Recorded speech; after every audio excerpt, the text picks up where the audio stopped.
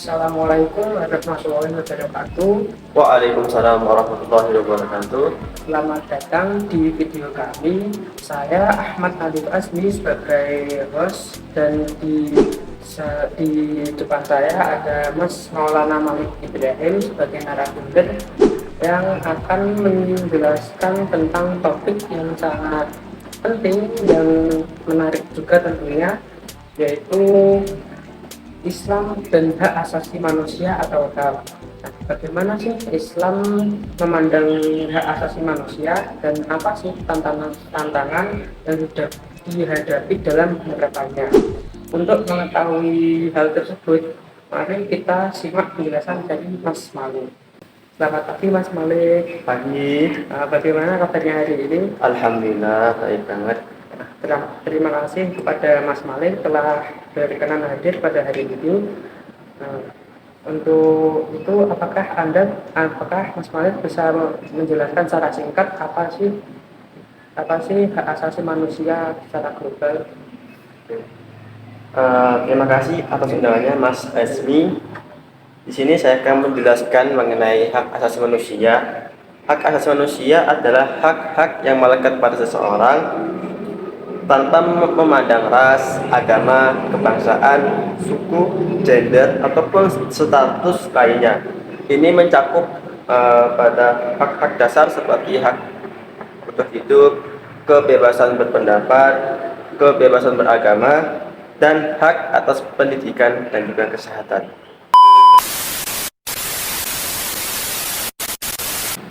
Baik, lalu bagaimana konsep HAM dipandang Islam dan apakah ada landasan Al-Quran ataupun hadis dalam yang mendukung pandangan ini? Islam secara tegas mengakui dan menjunjung tinggi hak asasi manusia. Dalam Al-Quran banyak ayat yang menggarisbawahi pentingnya keadilan, kebebasan, dan kesejahteraan sosial.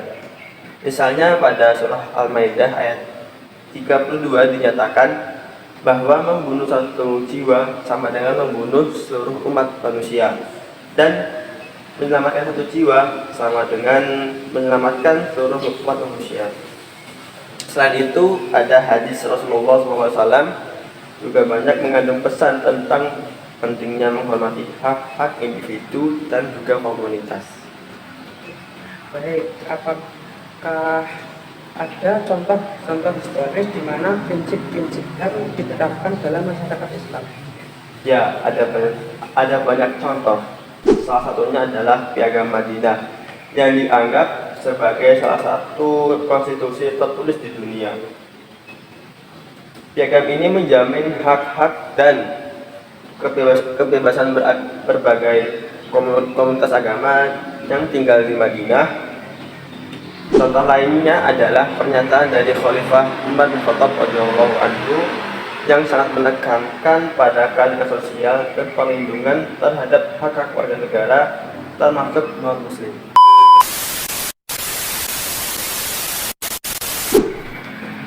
Lalu bagaimana praktik HAM diterapkan dalam negara yang mayoritas muslim?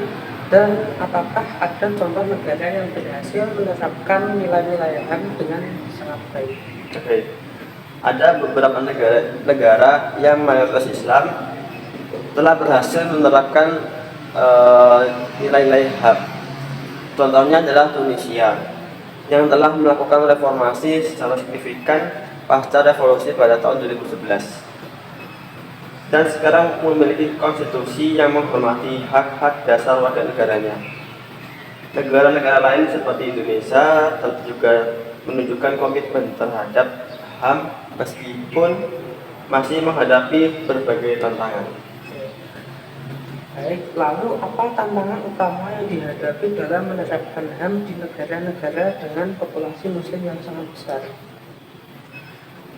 Tantangan utama termasuk radikalisme, ekstremisme, dan kurangnya pemahaman yang tepat tentang ajaran Islam yang sebenarnya mengenai HAM.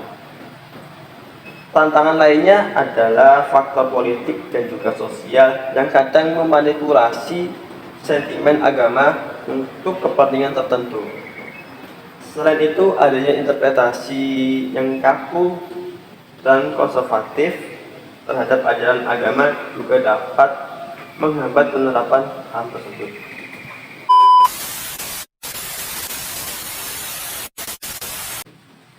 Baik, lalu apa saja tantangan terbesar yang dihadapi umat Islam dalam menerima dan menerapkan HAM, terutama di dalam negara-negara yang mayoritas penduduknya itu bukan agama Islam. Oke. Di negara-negara dengan populasi muslim minoritas, umat Islam sering menghadapi diskriminasi, stereotip negatif, dan kurangnya pemahaman tentang ajaran Islam yang sebenarnya.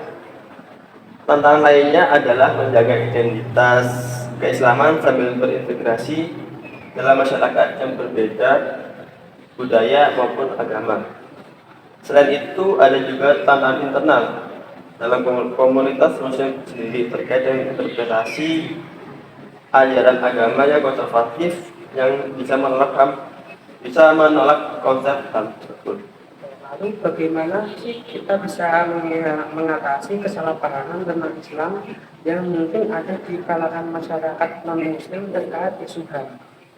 Oke, caranya kita bisa melakukan edukasi dan berdialog antar agama adalah kunci untuk mengatasi kesalahpahaman ini.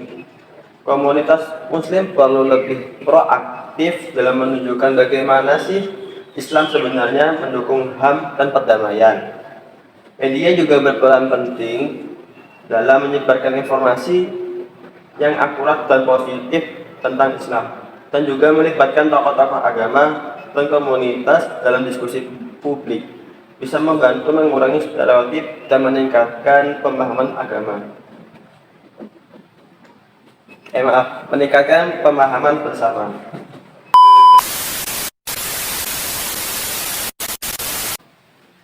Lalu, seberapa penting peran pendidikan dalam mempromosikan nilai-nilai HAM dalam masyarakat muslim? Pendidikan memiliki peran yang sangat penting. Dengan pendidikan kita bisa membentuk pemahaman yang lebih mendalam dan kritis tentang apa itu nilai-nilai agama, nilai-nilai HAM dalam Islam. Kurikulum yang inklusif yang mencakup sejarah dan kontribusi berbagai agama, serta pendidikan tentang toleransi dan perdamaian sangat penting untuk membangun masyarakat yang menghargai HAM. Terus bagaimana sih media dapat membantu atau malah menghambat untuk mempromosikan HAM dan saling pengertian antara berbagai komunitas agama? Media memiliki kekuatan kekuatan besar dalam membentuk opini publik. Media yang bertanggung jawab bisa mempromosikan nilai-nilai HAM dan memberikan platform bagi suara-suara yang mendukung keberagaman. Namun, media juga bisa menjadi penghambat upaya ini jika menyebarkan informasi yang bias atau mencari sensasional yang hanya memperkuat stereotip negatif dan konflik antar agama. Oleh karena itu, penting bagi media untuk menyajikan berita secara objektif dan juga mendidik.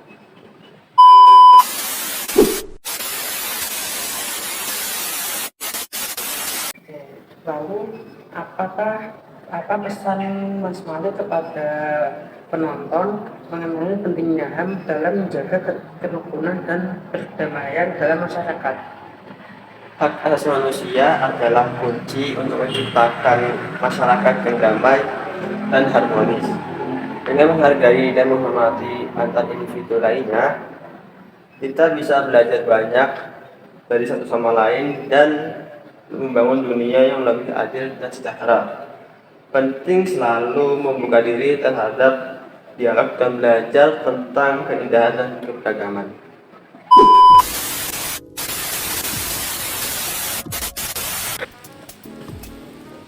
Oke, ternyata penjelasan mengenai Islam dan HAM ini sangat penting untuk kehidupan bermasyarakat.